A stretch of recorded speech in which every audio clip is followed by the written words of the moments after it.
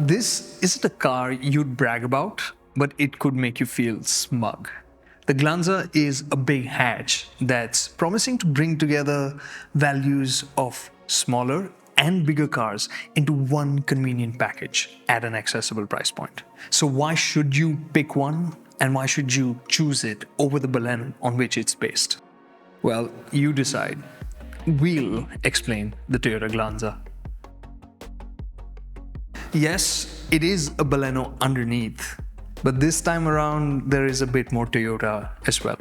Up front you can see the L-shaped LED DRLs, which do remind you of the GR86, right? And the bumper has that quirkiness and the international Toyota identity for you to see. But the rest of it is just Baleno, and that is not the problem. The problem is that it doesn't have the stamp of Toyota. Have you seen the new Prius? Toyota, we need that DNA here in India. Typically, Toyotas don't wow you with their cabin experience. The Glanza has to start off with the somewhat fussy design of the Baleno's dashboard, but it does make it better.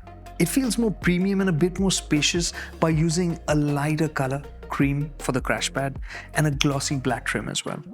The rest of it is pure Baleno, so the features list is healthy and they feel good to use. But it also has the same misses like a sunroof, wireless charger, a digital instrument cluster for the driver, and the big one for me is the tire pressure monitoring system. Also, the seat fabrics are terribly boring, and the cushioning is too soft, which will be tiresome for long drives. Would you have imagined picking a hatchback to be chauffeured around in? With the Glanza, you can lounge in the backseat. The amount of knee room on offer, it could scare some mid-size sedans. The roofline would also scare the hairdos of some 6-footers. As for the SUV quotient, well, it's not there in the ground clearance, but the way the suspension works over poor roads, smoothly and quietly, you would feel like traveling with this hatch.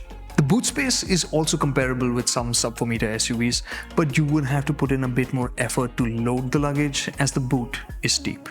The Glanza doesn't have engine options. Its rivals do. They also have more sophisticated automatic transmission options, but the Glanza, its 1.2 liter petrol engine, is a gem. Low speed commuting or high speed cruising, it's happy. Different kinds of happy. It also makes the life of the automatic manual transmission happier by cutting out a lot of the stress. So when you're in tight spaces like in stop-go traffic or while reversing, it feels smooth and predictable, which is a big boon for newer drivers.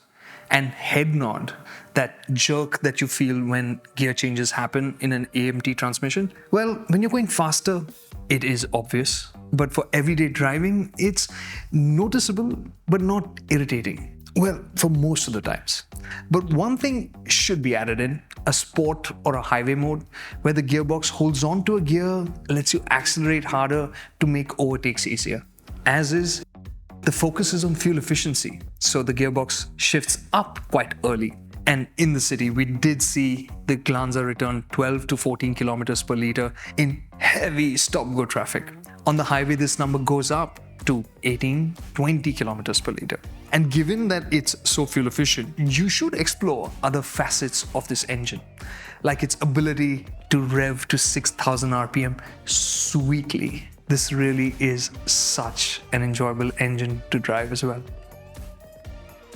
So the new car doesn't have mild hybrid technology, which means stop-starts aren't as smooth as before, and it doesn't have a CVT automatic transmission, so you do have to learn to live with the AMT. But why?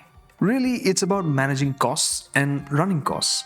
The Glanza now has heads-up display, a 9-inch infotainment system, and many more features for the wow factor. It also gets 6 airbags on the top 2 variants, ESP, hill hold, and ISOFIX, all of which boost safety, but they also up the cost.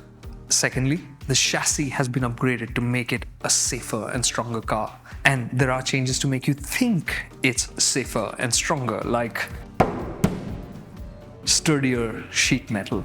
So by opting for a cheaper and lighter automated manual transmission, and by ditching the mild hybrid system, weight has been reduced, efficiency increased, and the price has been kept under 10 lakh rupees. But yes, it is a bit more expensive than the Baleno. But there is the Toyota badge, which gives the Glanza a stronger warranty and the promise of a superior service experience, which Toyota is renowned for, including a 60-minute routine service option. But the Glanza does miss out on some wow features and the convenience of a more sophisticated automatic. Also, Toyota's sales and service network will limit the Glanza's reach. But if you want a car that combines the convenience of smaller vehicles with the ability and flexibility of bigger vehicles at around the 10 lakh rupee mark, the Glanza is impossible to ignore. But why doesn't the Glanza have more Toyota in it? I guess it's because Suzuki and Toyota had bigger fish to fry, like the Grand Vitara and Hyryder, in which a Toyota strong hybrid powertrain sits in a Suzuki chassis. Or because something's still cooking, like a hybrid powertrain for this. I wouldn't bet against that.